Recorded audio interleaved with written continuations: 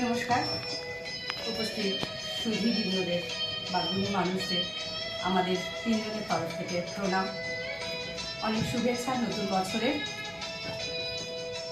আমরা কাজল সুরের ছাত্রীরা, ছাত্রছাত্রী ও অতিথি ও আমার বান্ধবী অজন্তা, আমরা আজকে পরিবেশন করব কণ্ঠনাটক বা শ্রুতি নাটক যাই বলুন না কেন, জানলা, রচনা এবং পরিচালনায় শ্রদ্ধেয় কাজল সুর। এবং এখানে চরিত্র অম্বুজাক্ষর চরিত্র অভিনয় করছেন কল্যাণ বিশ্বাস, আর স্ত্রীর অভিনয় করছি আমি অর্চিতা চক্রবর্তী, আর কিশোরীর অভিনয় করছেন অজন্তা দাস। শুরু করছি নাটক জানলা।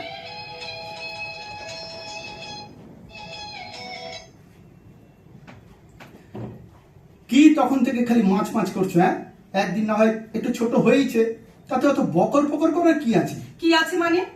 এই সাইজের মাছ রেধে কি করে মার কাছে নিয়ে যাব? তোমার কি একটু আক্কেল নেই? কষ্ট হবে না? আক্কেল নিশ্চয়ই আছে। বিয়ে 10 বছর হয়ে গেল, রোজ কেজি কেজি মাছ কিনছি। এ পর্যন্ত বোধহয় 3 লাখ টাকার মাছ খাওয়া হয়ে গেল। তাও তোমার আশ মেটে না। একদিন একটু সাইজ ছোট হয়েছে, তাই নিয়ে বাঙালদের মতো ঝগড়া করছে। কি আমার ঘটি এলো রে? লুচি মুড়ি লঙ্কা, লঙ্কা মুড়ি লুচি খেতে জানো কিছু? কিনতে জাসুস কথা না। হ্যাঁ, ওই মেপে খেয়েছি বলেই তো এই বাড়িটা তৈরি করতে পেরেছি, বুঝেছো? মার সঙ্গে দেখা করতে যাবে, কোথায় লোকে একটু মিষ্টি মিষ্টি নিয়ে যায়, তা না, সেখানে খালি মাছ মাছ নিয়ে সারা জীবনের নাচ চত্ব সব। এ কি তুমি আদা আনোনি? আদা? হ্যাঁ, আদা চেনো না বুঝি? আদা মানে? হ্যাঁ, তুমি তোমার বলছো মন, বুঝি? তোমার মন কোথায় থাকে শুনি? বাজারে যাবার সময় পই পই করে বলেছিলাম যে কাঁচা লঙ্কা বাদে সব আনতে হবে। এর মধ্যে কি আদাটা পড়ে না? মাছটা রাঁধবো কি দিয়ে? ওফ, কি আশ্চর্য! আরে আরে আদা ছাড়া কি রান্না হয় না? তোমাদের ঘটিদের হয়। রান্নার কিছু বোঝো নাকি তুমি? সারা দিন কাগজ নিয়ে খচর খচর খালি লিকেই যাচ্ছে। সংসারের অন্য কোনো দিকে নজর আছে কিছু? আছে আছে, তবে তোমার এই আদার দিকে নেই। আদা খায় গাধা। কি বললে? আমি গাধা? আবার আবার একবার বলো দেখি। না না না, মানে তুমি আমাকে গাধা বলেছো কি না? আজই আমি মাকে গিয়ে রিপোর্ট করব। আরে, আমি কুরুক্ষেত্র বাঁধাবো। তোমার কবিগিরি আমি বার করছি। আমি তোমাকে সেটা বলিনি। আরে বোকার মতো তুমি কথা বলছো বলে এই কথাটা স্লিপ টাং হয়ে বেরিয়ে গেছে। আদা খায় গাধা। আদা খায় গাধা? তুমি নিজে খাও না? হ্যাঁ, খাই। একদিন না হয় নাই খেলাম, তো খাওয়া নিয়ে আমার তো মাথা ব্যথা নেই।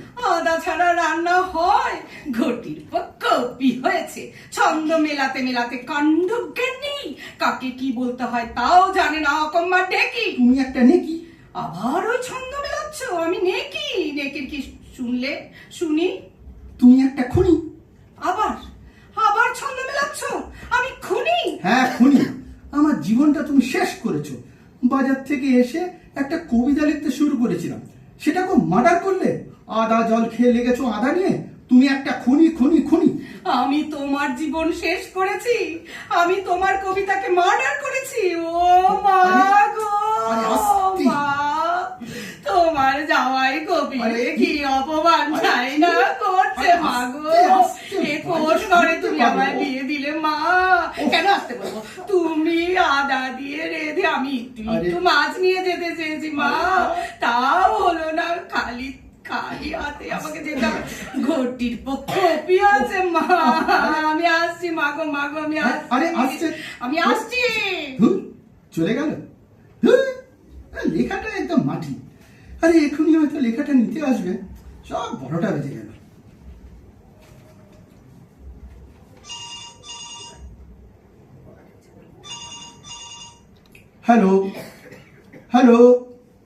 হ্যালো, যা কেটে গেল।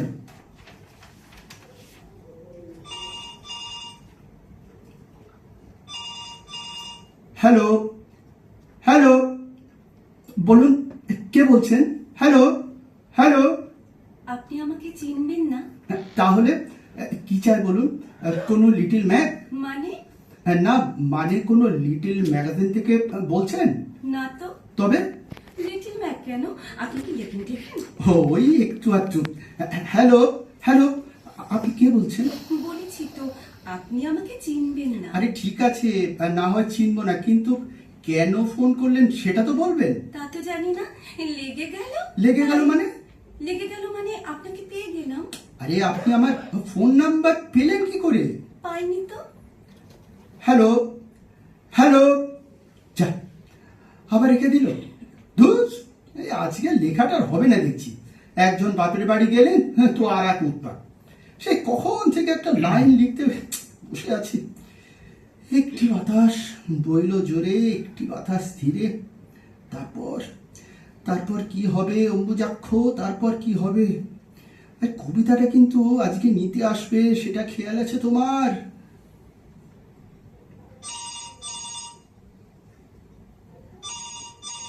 হ্যালো, আমি বলছি। আরে লাইনটা কেটে দিলেন কেন? কাটিনি তো, চুপচাপ ছিলাম, আপনি তো রেখে দিলেন। ও হ্যাঁ, যা বলছিলাম, আমার নাম্বার কে দিল আপনাকে? বললাম তো দেয়নি কেউ। আমি না আজকে টেলিফোনে একটা মজার খেলা খেলছিলাম। মজার খেলা মানে? মজার খেলা মানে মানে প্রায় 7-8 জায়গায় আনাড়ি আনাড়ি ফোন করেছি। যাকে ফোন করছি সেই নাম্বারটা লিখেও রেখেছি। আপনি অষ্টম। আর আগের গুলো? সব উল্টো পাল্টা। কারো গলাই আমার পছন্দ হয়নি, হয় মেয়েদের গলা নয় বুড়ো বুড়ো। আচ্ছা, আপনি কি লেখেন? ওই একটু কবিতা টবিতা আর কি। ও, আপনি বুঝি কবি? হুম, তবে কেউ কেউ ঠাট্টা করে আমাকে কপিও বলে। যারা বলে তারা নিশ্চয়ই গাধা। হ্যাঁ হ্যাঁ, না আনলে আধা। মানে বুঝলাম না তো, এভাবে মেলালেন কেন? মানেটা যে বোঝাই গেল না। এটা কি আধুনিক কবিতা? কেন, আধুনিক কবিতার বুঝো মানে হয় না? এ মা, না আমি সে কথা বলিনি। আচ্ছা, আপনি থাকেন কোথায়? কেন, কলকাতায়। আপনার নাম? হাই, এই ধরো, যদি আমি বলি অম্বুজাক্ষ চট্টোপাধ্যায়। দেখ, এটা একটা নাম হলো নাকি? নিশ্চয়ই রবীন্দ্রনাথ কিংবা শরৎচন্দ্র থেকে টুকলেন। আচ্ছা, তোমার নাম কি? বলবো কেন? তা তোমাকে যে আমি ডাকবো তার একটা নাম চাই তো। বেশ, তাহলে একটা বানিয়ে বলছি। এই ধরুন, আমার নাম পায়েল। ও, পায়েল। হ্যাঁ, তা তুমি নিশ্চয়ই কোথাও নাচ শেখো? এ বাবা, আপনি কি করে? ও, বুঝেছি, পায়েল থেকে, পায়েল থেকে। তোমার ফোন নাম্বারটা বলো। হুম, সেটি হচ্ছে না। তবে আমি ফোন রাখলাম, একটা জরুরি কাজ করছে তো। Good bye. ভুলে যাব, চটপট লিখে ফেলি। আরে লেখাটা তো মাথায় এসে গেছে। Thank you for the call, thank you baby.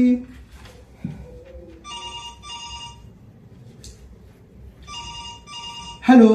আপনি তো আচ্ছা বাজে না, আপনি লাইনটা কেটে দিলেন কেন? আরে তুমি এভাবে কথা বলছো কেন? আমি তো তোমার ভালোর জন্যই বলছি।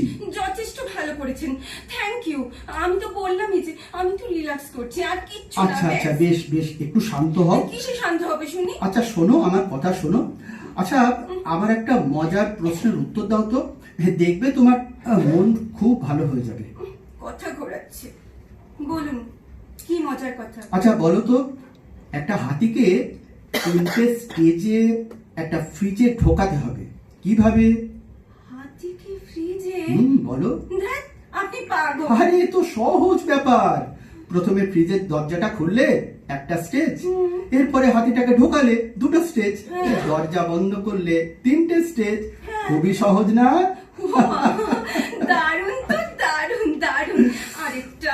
আচ্ছা বেশ বেশ, এবার বলো তো, একটা জিরাফকে 4টে স্টেজে ওই ফ্রিজে কিভাবে ঢোকাবে? জিরাফকে ওই ফ্রিজে? বলো। না পারবো না, এটা কঠিন। আরে কঠিন করে ভাববার কি দরকার? প্রথমে ফ্রিজটা খুললে, তারপরে হাতিটাকে বার করলে 2টো স্টেজ, এবার জিরাফটাকে ঢোকালে, তারপর ফ্রিজ বন্ধ করলে 4টে স্টেজ। Beautiful beautiful. আপনি তো জানেন কি করে? শোনো, ব্যস্ত হয় না হলে পিছিয়ে পড়তে হয়। স্বপ্নময় চক্রবর্তীর একটা লেখা থেকে পেয়েছি। আপনি কত পড়েন? আমার তো একটুও পড়তে ভালো লাগে না, খালি খালি টিভি দেখি। সে কি, খালি টিভি দেখো? বাবা বকেন না? বাবা আবার বকবে কি? বাবাও দেখেন, বাবা মা এমনকি ঠাকুমাও। ঠাকুমাকে কেউ ডাকতে এলে আগে বলতাম ঠাকুমা পুজোয় বসেছেন, এখন বলি ঠাকুমা মেগায় বসেছেন, মেগা সিরিয়ালে। বাহ, দারুণ বলেছো তো। কিন্তু কিন্তু এবার তোমার টেলিফোন নাম্বারটা বলো। কেন বলুন তো? আরে তুমি আমার নাম্বারটা জানলে তাই। আরে বাবা, আমি তো রিল্যাক্স করছি তাই, কিন্তু আপনি কেন নেবেন? আমারও যে রিল্যাক্স করতে ইচ্ছা করে মাঝে মাঝে। কেন? আপনি কি সামনে পরীক্ষা? না, ওই পরীক্ষা চলছে 10টা বছর ধরে। আপনার পরীক্ষা চলছে? কিসের পরীক্ষা? চাকরির পরে তো আসল পরীক্ষা, সেই পরীক্ষা। আমার টিচারও আছে। তিনি কি রোজ পড়ান? না, আজকের দিনটা রেহাই দিয়েছে, তাই একটু রিল্যাক্স করতে ইচ্ছে করছে। আমার না ভালো একটা টিচার দরকার, জানেন? আপনাকে যিনি পড়ান তিনি কি পিএইচডি? হ্যাঁ, অবশ্যই পিএইচডি তো বটেই। কিসে? বাংলার কিছুতে বুঝি? বাংলা হলে না আমার খুব সুবিধে হয়। আরে না না, উনি আদা নিয়ে রিসার্চ করছেন। আদা? আরে আদা মানে আদা, এই ধরো আদার বহুমুখী প্রয়োগ, আদা ও রাধা, আদা বিনা কার্যে বাধা, আদা দিয়ে গলা সাধা ও কাদা, আদার ধাঁধা, আদা ও গাধা, এবং সর্বোপরি আদার বিরহে কাঁদে রাধা। ওই একদম কবিতার মতো আর কি। কি সব হেয়ালি করছেন, কিছু বুঝতে পারছি না। আরে এ তো খুব সহজ। আচ্ছা, আদা দিয়ে কি হয়? রান্না তো। তাতে কি? তোমাদের বাড়িতে কে রান্না করেন? মা। তিনি বাবার কে হন? হ্যালো হ্যালো হ্যালো, যা আবার ছেড়ে দিল। হ্যাঁ, যাক, ভালোই হয়েছে। বাকিটুকু শেষ করি। Thank you for the call.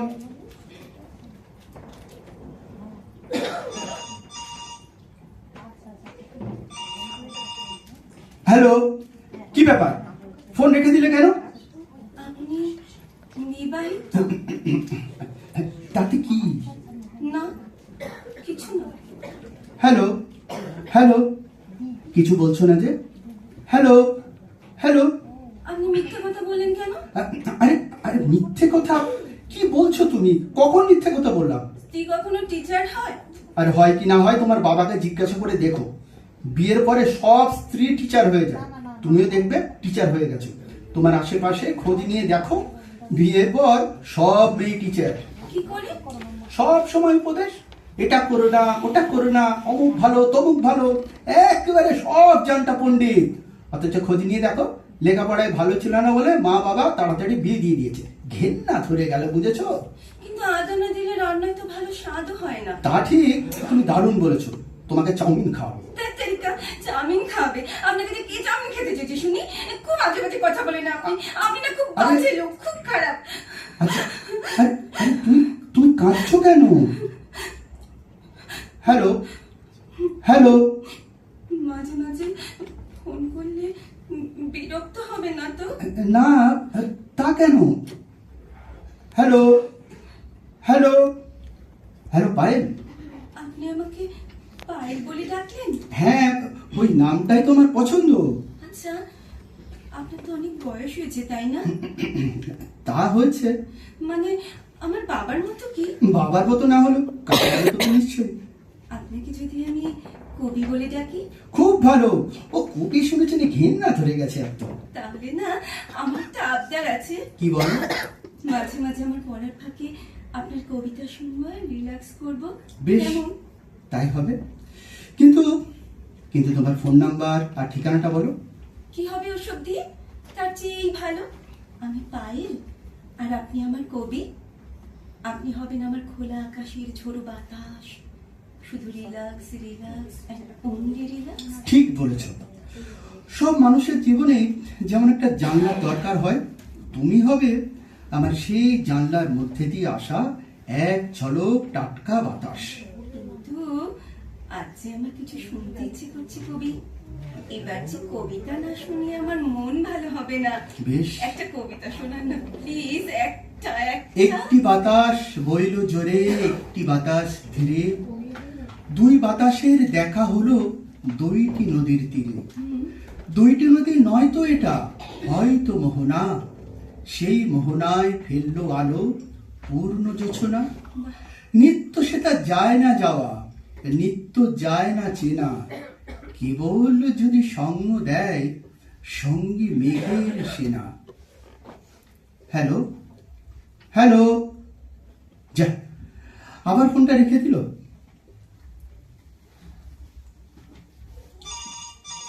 ওই আবার হ্যালো হ্যালো, ভর দুপুরে পায়েলকে কবিতাটা পুরো তো শোনানোই হলো না, এমনি এমনি ফোনটা রেখে দিল।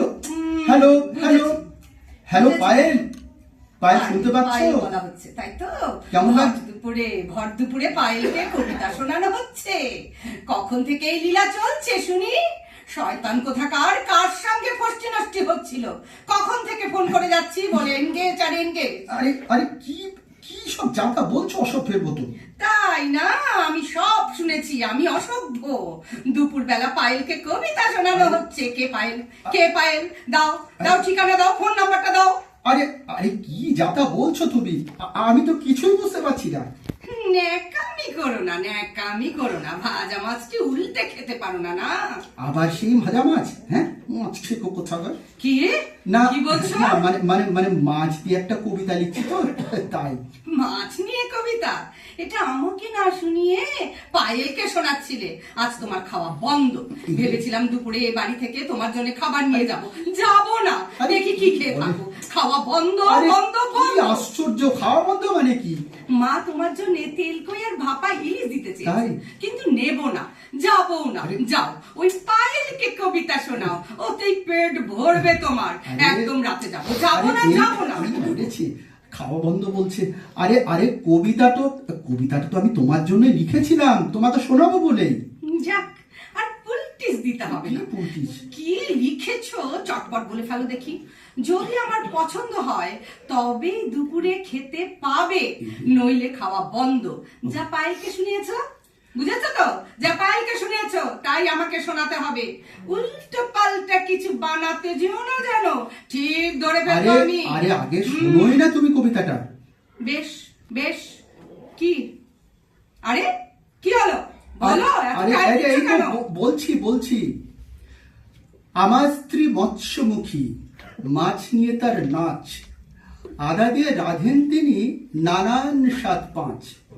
চিতল মাছের মুইঠা কিংবা জিরে বাটার ঝোল, নিজের পাতে সর্বদা সে রাখে মাছের কোল। আচ্ছা, সবচেয়ে সে ভালো রাধে চিংড়ি মালাইকারি, ভালোবাসা হালকা তাহার, রাগটি ভীষণ ভারী। আদা যদি না পান তিনি পৃথ্বী রসাতল, মাছ না খেলে কেমনে হবে তোমার মুখে বল? মাছ না খেলে কেমনে হবে আমার মুখে বল?